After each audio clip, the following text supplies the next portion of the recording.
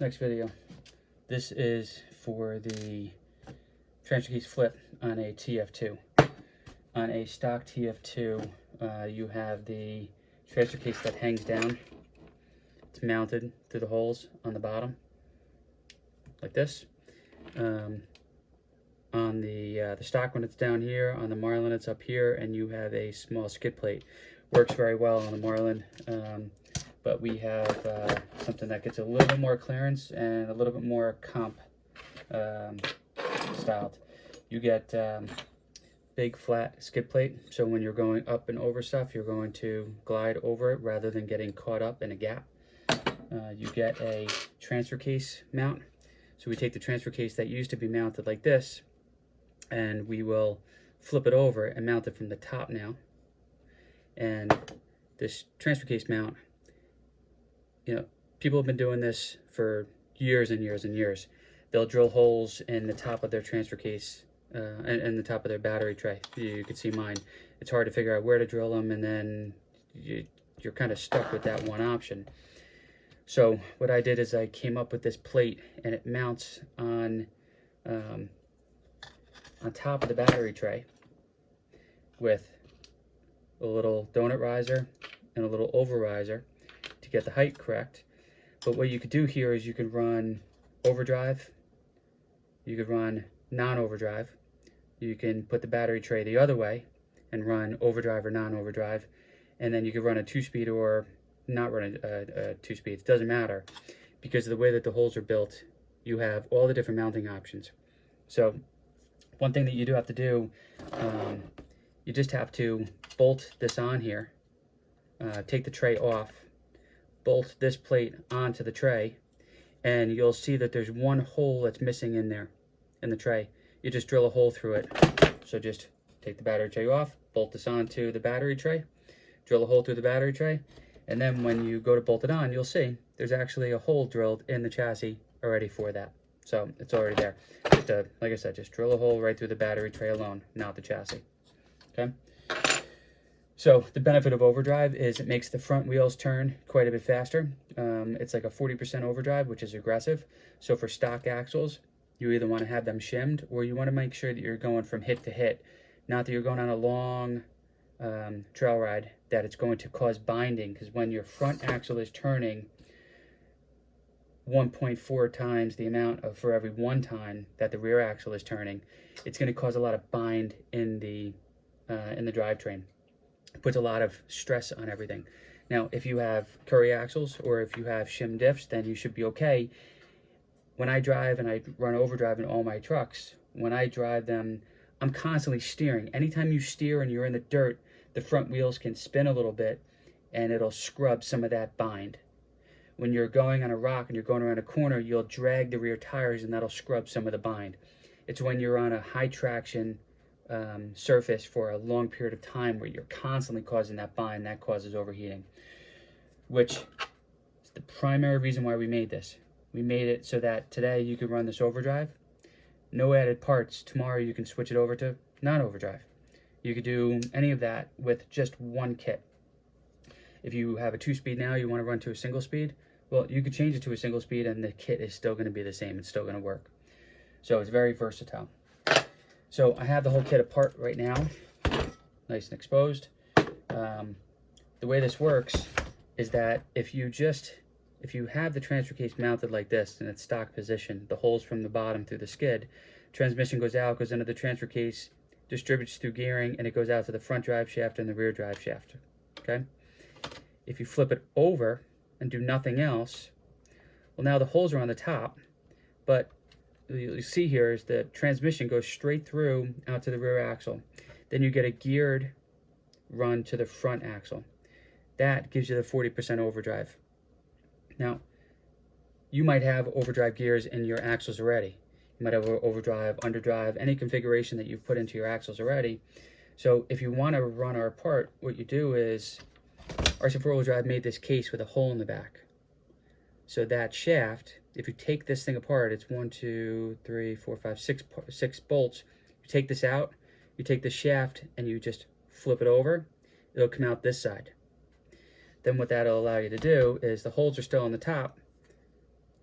it will bolt onto the transmission shaft here, and then you'll see, just like before, you have the front drive shaft and the rear drive shaft on the same gearing, non-overdrive. If you have a trail truck, you have a truck that's heavily weighted, that you're not doing extreme comps, highly recommend you go non-overdrive setup. You still get the benefit of the high clearance, but you don't have any of the binding. So like I said, I run regular gears in both of my axles.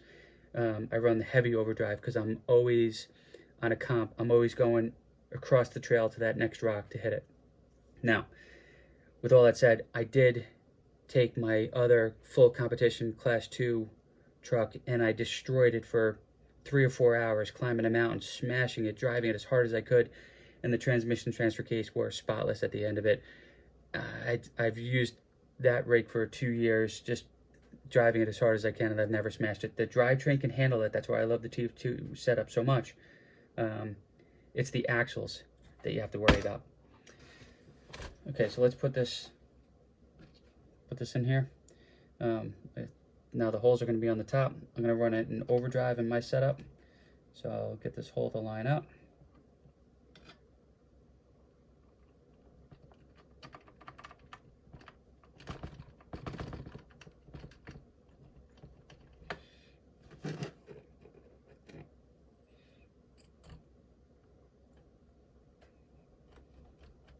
Like I said, I use a nut and bolt on this. Just gives me some extra security with a lock nut that's going to be mounted on there. So now the transfer case is sitting on there. If I move up to the top, we have this plate. Now, a couple important things here.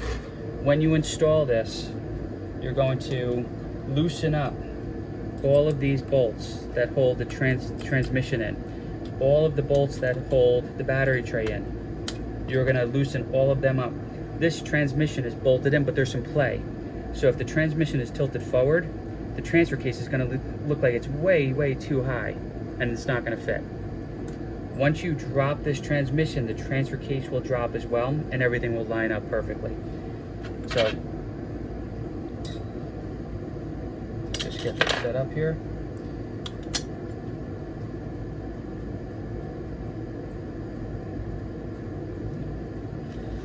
So I'm going to take, we give you 3 10mm bolts with the kit.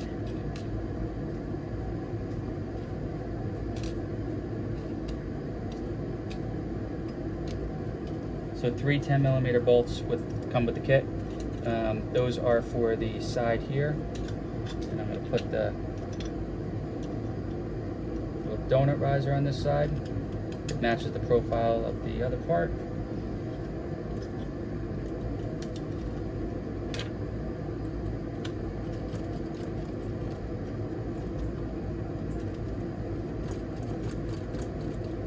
Get that set up, and then you get your last 10mm.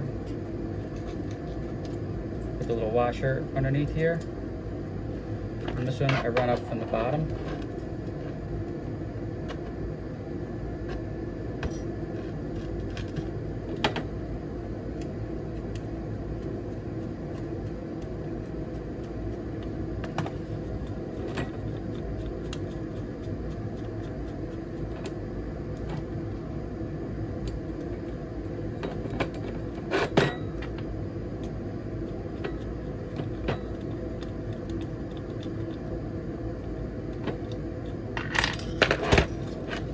So now I have my mount installed on there.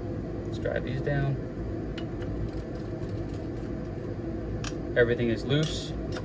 Now I'm going to hold my transfer case up to there. I have Loctite on these. And I'm going to run these. Make sure everything is lined up. Lined up nice and straight.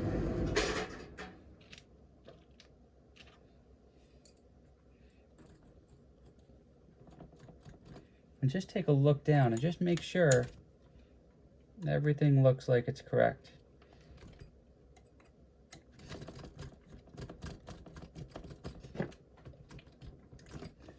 So you got a nice straight line from your transmission to your transfer case. No binding. Once you're done with this, you can go back and tighten up the bolts into your transmission. Tighten up the bolts around your battery tray. Tighten up the bolts that go into the mounts. Come back up here, tighten up this nut, and just make sure everything is tight. Always just making sure that you have free motion here. So now again, what this does is transmission goes out, goes into the transfer case. I have a straight shot out to the rear axle and an overdrive to the front. If I wanted to, I could take the transfer case out, open it up, put this output shaft on the other side, turn it around, and then it would be non-overdrive setup. And you would see then that the bolt holes would line up in a different location on this piece here. Because of the size of the transfer case, that's why we have the different holes that'll line up with the front ones. So that's the mount on the top. Give you a skid. Line that up with your holes. I'm going to give you the 8 6mm bolts.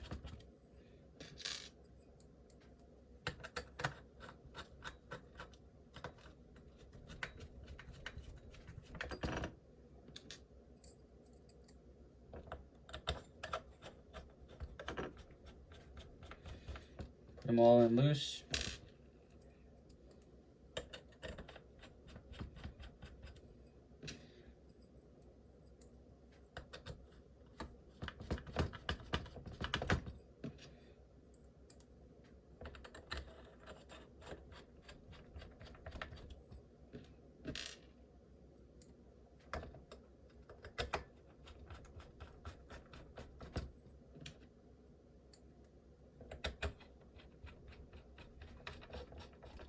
Last one in.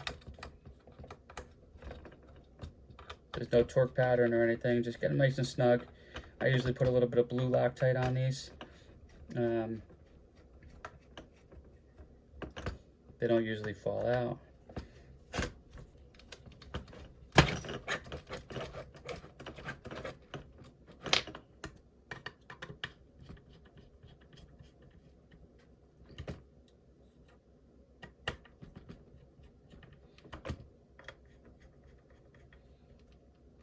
Okay, so now works with the anti-wrap bar. Get a big flat skid. Now when you're driving the truck over an obstacle and you hit something, you're gonna have a nice long skid. It's only up here in the front where the drive shaft goes up that you have a tiny little gap, but it's very close to the front tires. So if I have a front tire here and I put it on there, you're eliminating a lot of that gap. Nice big flat surface. Paired with our sliders, you get a nice big flat surface underneath there to go up and over stuff. So overdrive, non-overdrive, works with the anti-wrap bars, works in connection with the sliders. Very clean setup. Now, what you can do here, some guys worry about the batteries.